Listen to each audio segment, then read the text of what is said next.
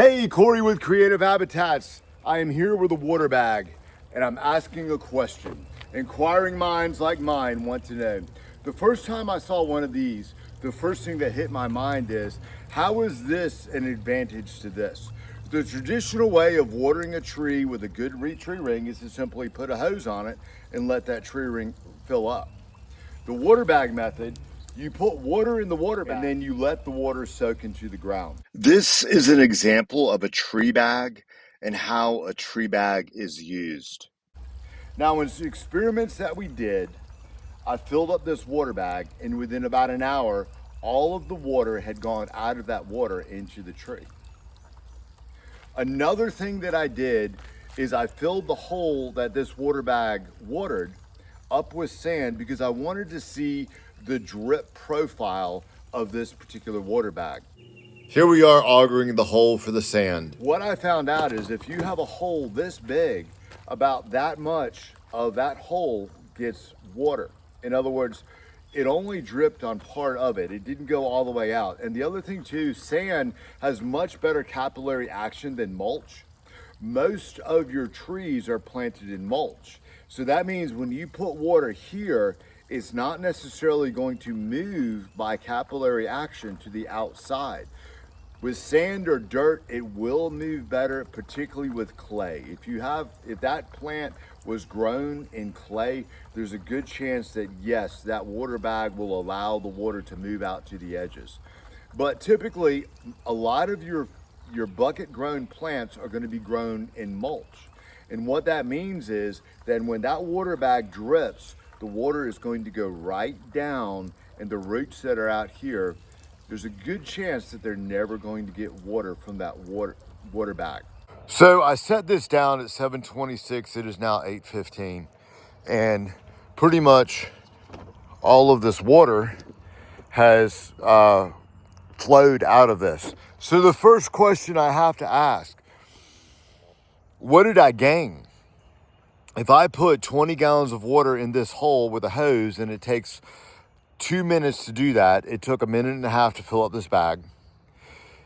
And this bag watered that hole in less than an hour. What have I gained? I don't get it. I dug down because I wanted to see what was actually getting watered by this water bag, particularly since it drips straight down. And what I found is this half of the hole is pretty wet.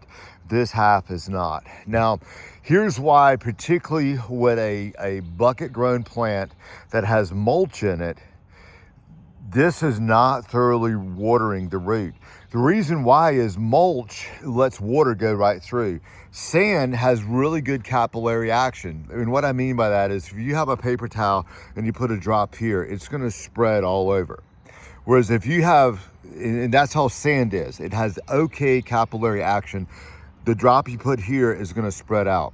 But if you have mulch and you put water right here, that water is gonna go straight down. It's not gonna spread right out. So this is actually not a really accurate test in terms of will all of the roots of a bucket grown plant get wet? I would say no, they won't. Now, if it's field grown and in dirt, I'd say there's gonna be a pretty good spread from this.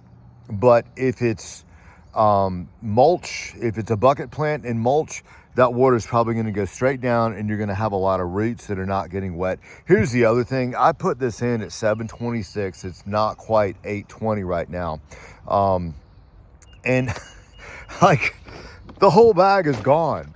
So what have I really gained? If I take a hose and I fill this hole up and it takes me 2 minutes to fill the hole up, it takes me 2 minutes to fill the bag. What have I really gained other than the loss of $30, $20, whatever these cost? Water bag. However, if you completely fill up the tree ring with water, let it completely saturate, not only will all of the roots in that water bag, in that tree hole get watered, it's also going to begin to soak into the soil around it. And that's very, very critical. And here's why. In experiments that I did with clumps of clay that you can squeeze them as hard as possible and they will not break in your hand. Clay. Like, I am trying to crush this hunk of clay that came from whenever I previously augered the hole for some trees, and it ain't happening. So whenever you put a tree bag in here, that's going to go straight down. What about the soil around it? Watch this. So what I'm showing you in this photo is when you auger out that hole, the size of that hole in our Alabama clay soil is incredibly hard. And whenever you use a water bag, the water is not necessarily getting to the size of the hole to make that clay soil softer so the roots can stop. Check this out. If you simply take a dried out clump of clay, put it under water, suddenly it begins to melt. And that's one of the advantages of complete. I'm gonna put this in here, see? And I'm gonna let that water start to soak in. And what's gonna happen is, look, see how the water just begins to break this down. So this is why, and if I let this soak in here in a little bit longer, there it goes. See, it all just breaks down. And that's one of the advantages of completely saturating a hole like what you see here. By doing that, it begins to loosen the soil that plant was planted in, so that as those root hairs develop out, they're not having to jackhammer into the side of the hole, but they're able to easily move into that soil profile. So here's an example of an oak tree that was uprooted. And as you can see, there's no root that goes straight down.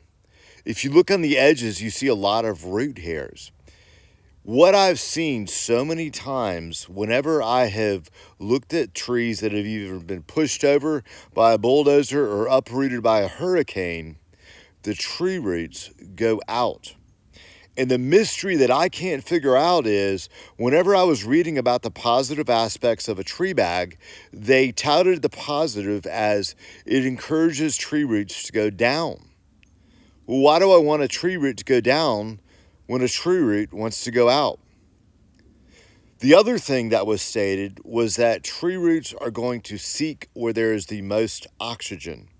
Well, deep down, deep in a hole, is there going to be more oxygen or less oxygen? Well, there's going to be less oxygen. You want tree roots on the surface because the surface is where it can get oxygen. On the surface is where you can get nutrients. If you look at this article, what it says is that the nutrients are on the surface. That just makes sense. If you look at the soil profile in a forest, the nutrients are in the top. They're not in the bottom of the hole. So I asked the powers of AI to do a quick search of what does the research say about the efficacy of tree bags. Absolutely fascinating. This one I did not know. Bags sitting against the trunk can cause the trunk to get damaged by pests and diseases because they're always moist. This I do know, I just didn't know that it was backed up by other people's research. Water often releases right at the trunk instead of outward. This doesn't encourage wide-spreading root growth of trees. In other words, a tree bag is a negative thing. There are frequently more harmful things that happen as a result of using a tree bag than the short term of it. In conclusion, bottom line, tree bags don't reliably produce healthier, faster growing trees or deeper rooted trees compared to the careful manually watering in a proper mulch-based area. So the great water bag question. Based on the research that I've looked at, based on the experiments that I've done, using water bags is like spending $30 on a cup so you can fill up another cup so that you can drink it. Based on many years of observation, based on a number of very simple experiments, based on looking at university-sponsored research, I can only come to the conclusion that a tree bag is a good way to spend extra money on looking cool, but not actually getting more done for your trees. Build a berm, water your trees, and enjoy watching them grow.